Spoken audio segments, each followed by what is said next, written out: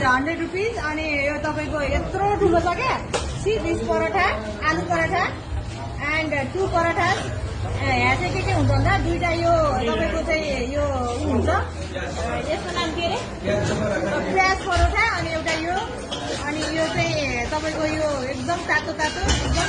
अनि धेरैले भन्नुभएको छ कि यहाँ यस्तो खाएर चाहिँ बिरामी हुन्छ भन्नुभएको थियो म हिजो खाएर म मजाले हिँडिरहेको छु म आइएम नट सिक होइन बिरामी हुँदैन एकदम सफा गरेर पकाउनुहुन्छ यहाँ चाहिँ एकदम राम्रो छ अनि यहाँ होटेलको मालिक यो चाहिँ के हो न्यू राधा होटेल है न्यू राधा होटेल भन्ने हो अनि हाम्रो उहाँ मालिकज्यू त्यहाँ हुन्छ एकदम मिठो छ आइएम गोइङ टु टेस्ट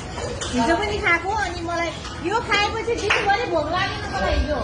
है दिनभरि भोक लागेन अनि त्यसपछि गरेर यस्तो हेर्नु न बहुत अच्छा है भाई बहुत अच्छा है कि दाल पे भाई एकदमै मिठो छ